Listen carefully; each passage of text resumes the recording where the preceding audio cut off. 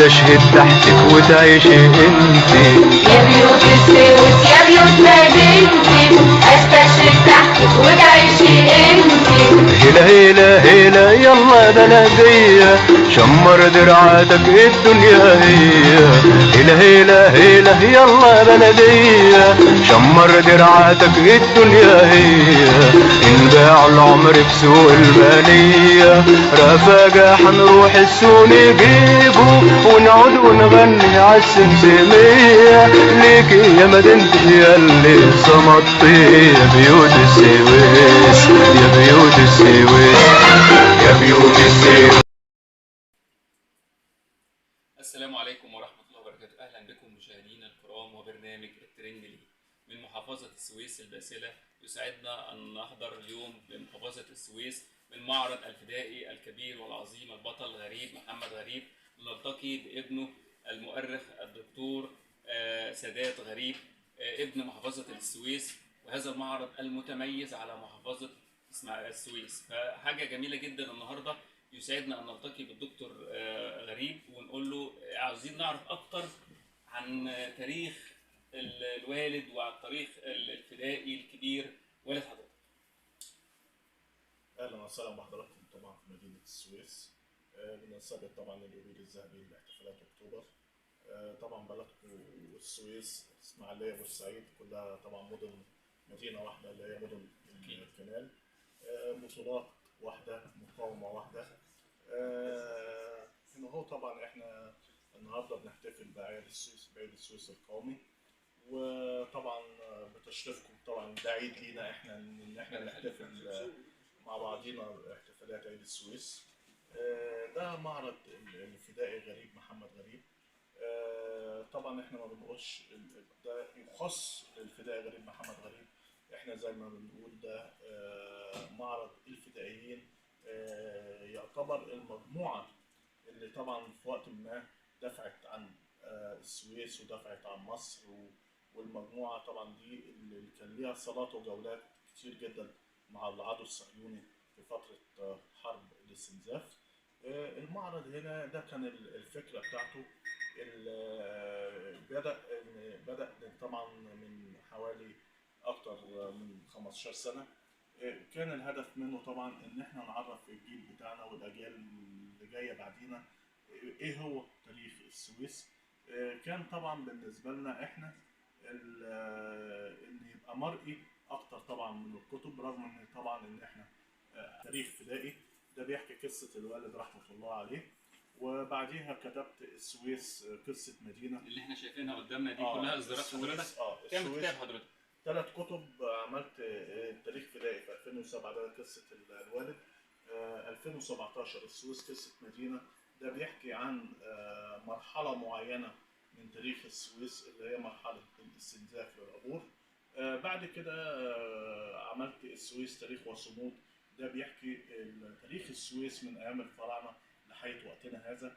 يعتبر كل ما مر عن تاريخ السويس وكل ما يشمل تاريخ السويس. في الفترة دي طبعا لا قبل الكتاب دوت فكرت في فكرة المعرض، لأن طبعا أغلبية الحاضرين بيحبوا إن هم يبقوا شايفين، عايزين يشوفوا مين هم الأبطال اللي إحنا بنتكلم عنهم أو بنسرد عنهم.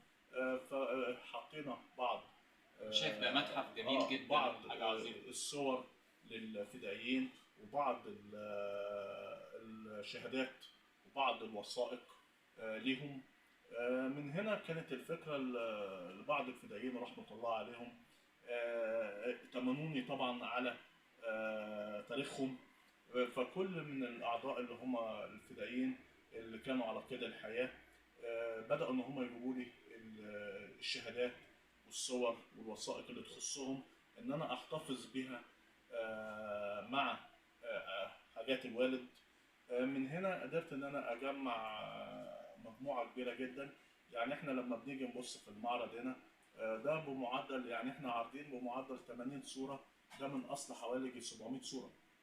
بالنسبة للشهادات طبعا 30 عندنا شهادات للوالد رحمة الله عليه على مر طبعا 50 سنة من التكريمات من الدولة وبعض الجمعيات والأحزاب برضو.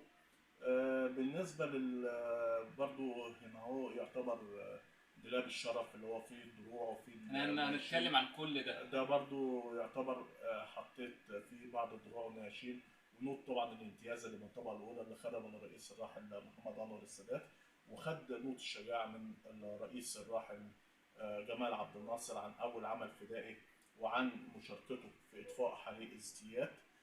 خد طبعا بعد المعركة كرم من المشير محمد عبد الغني الجمصي، كرم من الفريق أحمد بدوي، كرم من اللواء فؤاد نصار قائد المخابرات الحربية. بعد كده اللي نقدر ان احنا نقوله ده اللي يشمل المعرض، بتيجي طبعا زيارات من بعض المدارس، وفي بعض افراد من القوات المسلحة بتيجي برضو تطلع عن تاريخ المقاومة وعن تاريخ الابطال اللي صمدوا وعن تاريخ طبعا السويس العظيم. بعض طلبة الكليات في منهم كتير جدا بيجي يعمل مشاريع عن في الكلية عن تاريخ المقاومة، برضو بيجوا لي هنا وبمدهم طبعا ببعض الكتب وبعض المعلومات اللي هي بتنقصهم. ومن الفترة لفترة احنا بنعمل صالون وطني هنا بنحتفل بيه بالذكريات طبعا الوطنية، ايا كان طبعا احتفال يوم الشهيد او 30/6 او ثورة يوليو او العاشر من رمضان او معركة كفر احمد عبده او نقف عند الحته دي، معركة كفر احمد عبده اللي كان فيها والد حضرتك الفدائي. طبعا تقول لنا اكتر عن الموضوع المعركة. بالنسبة لمعركة كفر احمد عبده، يعني احنا لو هنتكلم عنها دي طبعا كانت بداية التاريخ الوطني للوالد رحمة الله عليه اللي هي من سنة 51.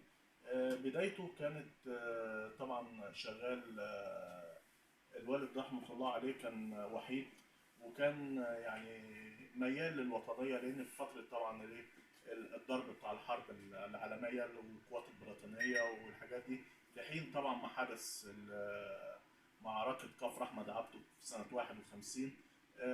طبعا كان شغال في شركة نصر البترول اللي كان اسمها في الوقت دوت شركة آبار الزيوت الإنجليزية، اللي غيرت بعد الثورة باسم شركة نصر البترول. بعديها طبعا شارك مع بعض الفدائيين كتايب الفدائي أحمد عبد العزيز، قام بعدة عمليات اللي هي ضرب محطات المياه بتاعت العدو اللي هو العدو يعتبر القوات البريطانية اللي كانت متواجدة هنا، طبعا في تفجير بعض القطارات، عمليات كانت في ميناء الأدبية، عمل عدة عمليات في الفترة دي، وكان يعتبر مشارك أساسي في الأعمال الفدائية لحين طبعا ثورة 1952 اللي هي ثورة يوليو. طبعا هو كان طبعا ضمن الناس اللي هي كانت طبعا قلبا وقالبا مع ثورة يوليو مع الرئيس جمال عبد الناصر. قعد طبعا في الفترة دي لحين طبعا كان طبعا الحرس الوطني والدفاع الوطني كان ليه دور اللي هو تدريب بعض الافراد المقاومه الشعبيه والحرس الوطني، زي ما هو موجود في الصور اللي فوق دي. اللي هي دي كانوا بيدربهم على طوابير العرض والاشياء اللي هي قبل اعياد الثوره، اللي حين طبعا ما حدثت النكسه في 5 يونيو سنه 67. طبعا في الفترة ديت كان هو يعتبر من قدامى الفدائيين او من قدامى ابطال المقاومة، لان كان في الفترة دي يبلغ من العمر طبعا 39 سنة، وليه طبعا خبرة جامدة بالعمل الفدائي، على اساس ان هو طبعا متمرس من سنة 51. يا بيوت مدينتي استشهد تحت وتعيشي انتي، يا بيوت السويس يا بيوت مدينتي استشهد تحت وتعيشي انتي، استشهد والله ويجي التاني فداكي وفدا اهلي وبنياني، استشهد والله ويجي التاني فداكي وفدا اهلي وبنياني، اموت ويا صاحبي خد مكاني، دي بلدنا حلفة ما تعيش غير حرة، اموت ويا صاحبي خد مكاني، دي بلدنا حلفة ما تعيش غير حرة.